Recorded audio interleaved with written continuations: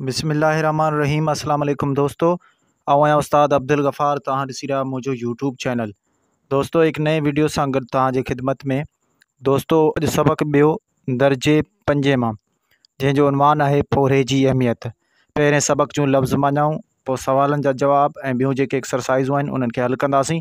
तव्हां दोस्तनि खे गुज़ारिश आहे, जेकॾहिं चैनल ते नवां आहियो, चैनल खे सब्सक्राइब, वीडियो खे लाइक शेयर ऐं पंहिंजी क़ीमती राय खां ज़रूरु आगाह कंदा। हलूं था लफ़्ज़ माना ऐं सवाल जवाबनि जे तरफ़। जी दोस्तों, हाणे लफ़्ज़नि जूं मानाऊं लिखंदासीं। लफ़्ज़ आहे पोरियत माना मेहनती मज़दूर। लफ़्ज़ आहे कीबाए माना लहराए या लंवाए। लफ़्ज़ आहे पैगम्बर माना पैगाम पहुचाईंदड़।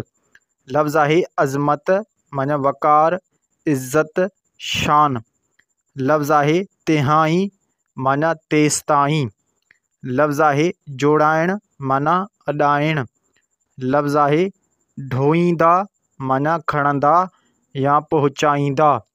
लफ़्ज़ आहे जुड़ी माना ठही या तयार थी। लफ़्ज़ आहे रास माना तयार या मुकम्मल या ख़त्म। लफ़्ज़ आहे आॾो माना साम्हूं। लफ़्ज़ आहे बुनियाद माना पाड़ या पीढ़। लफ़्ज़ आहे हेॾी माना एतिरी या वॾी। लफ़्ज़ आहे सरदार माना अॻवान रहनुमा। लफ़्ज़ आहे औज माना तरक़ी वाधारो। मोहम्मद सल्लल्लाहु अलैहि वसल्लम माना वाखाणियल तारीफ़ कयल। लफ़्ज़ आहे सॻोरा माना इज़्ज़त वारा मर्तबे वारा। लफ़्ज़ आहे हुजरा माना रहण जूं जायूं या कमरा। लफ़्ज़ आहे साबित माना ज़ाहिर पधिरो। लफ़्ज़ आहे अमल माना पैरवी या हुकुम मञणु। लफ़्ज़ आहे जज़्बे माना वलवले या जोश। लफ़्ज़ आहे अॾिजी माना ठही या जुड़ी। लफ़्ज़ आहे ताक़ीद माना बार बार चवणु। मिश्क अलफ़ हेठि ॾिनल सवालनि जा जवाब ॾियो। सवाल नंबर पहिरियों आहे, मस्जिद नबवीअ जी अॾावत लाइ ज़मीन कंहिंखां ख़रीद कई वई? जवाब, मस्जिद नबवीअ जी अॾावत लाइ ज़मीन बनु नजार जे 2 यतीम भाइरनि खां ख़रीद कई वई।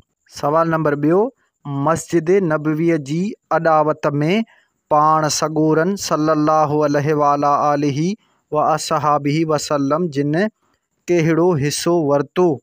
जवाब, मस्जिद नबवीअ जी अॾावत में पाण सॻोरन सल्लल्लाहु अलैहि व असहाबिही वसल्लम जिन ॿियनि असहाबनि सां गॾु मिटी ऐं पत्थर ढोया। सवाल नंबर टियों, पाण सॻोरन सल्लल्लाहु अलैहि व असहाबिही वसल्लम जिन जे कम करण मां असांखे कहिड़ो सबक़ मिले थो? जवाब, पाण सॻोरन सल्लल्लाहु अलैहि व असहाबिही वसल्लम जिन जे कम करण मां असांखे ही सबक़ मिले थो त पोरे खां कॾहिं बि आर न करियूं। बे हेठि ॾिनल लफ़्ज़नि जी माना लुग़त मां ॻोल्हे लिखो ऐं पंहिंजनि जुमिलनि में कमु आणियो।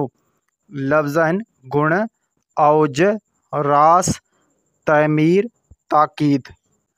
जी दोस्तों, हाणे लफ़्ज़नि जूं मानाऊं लिखंदासीं ऐं जुमिलनि में कमु आणींदासीं उन्हनि खे। लफ़्ज़ आहे गुण।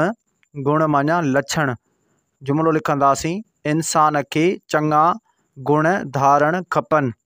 पोइ लफ़्ज़ आहे औज। औज माना तरक़ी। हाणे जुमिलो लिखंदासीं, असांजे मुल्क जी औज जो दारो मदार तइलीम ते आहे। लफ़्ज़ आहे रास माना तयार। जुमिलो लिखंदासीं, इमारत जुड़ी रास थियण ताईं मज़दूर कमु कंदा आहिनि। पोइ लफ़्ज़ आहे बुनियाद माना पाड़ या पीढ़। जुमिलो लिखंदासीं, वज़ीर साहिब स्कूल जी इमारत जो बुनियाद रखियो। पोइ लफ़्ज़ आहे ताक़ीद माना बार बार चवणु। जुमिलो लिखंदासीं, उस्ताद कम वक़्त ते पूरो करण जो ताक़ीद कयो। जीम, हेठि ॾिनल लफ़्ज़नि जा ज़िद लिखो। हाणे लफ़्ज़ आहिनि शुरू, सादी, फ़र्श, ज़मीन, कच्ची, ख़रीद। जी दोस्तों, हाणे लफ़्ज़नि जा ज़िद लिखंदासीं। लफ़्ज़ आहे शुरू, ज़िद आख़िर। लफ़्ज़ आहे सादी, ज़िद ऊची। लफ़्ज़ आहे फ़र्श, ज़िद अर्श। लफ़्ज़ आहे ज़मीन, ज़िद आसमान। लफ़्ज़ आहे कच्ची, ज़िद पक्की। लफ़्ज़ आहे ख़रीद, ज़िद फ़रोख्त। दाल, हेठि ॾिनल खाल भरियो। पहिरियों आहे उन्हीअ ज़मीन जे टुकरीअ ते झंग हो, जिते खाल जा कुझु वण बीठल हुआ। जवाब खजिन। ॿियो आहे पोरियत ख़ुदा जो खाल आहे। जवाब दोस्त। टियों ख़ाल, मस्जिद नबीअ जूं भितूं खाल मां ठाहियूं वयूं। जवाब कचिन सिरनि। चौथों, पाण सॻोरनि सल्लल्लाहु अलैहि वसल्लम जिन जे ॾिनल सबक़ ते अमल करियूं ऐं पोरे खां कॾहिं बि न खाल। जवाब लिखंदासीं कीबायूं। हे पोरियत ख़ुदा जो दोस्त आहे जी उनवान ते 10 खां 15 जुमिलनि ते मुश्तमिल हिकु मज़मून लिखो।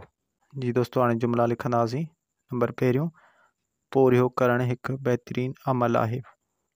नंबर ॿियो, हिलाल रोज़ी कमाइणु हर इंसान ते फ़र्ज़ु आहे।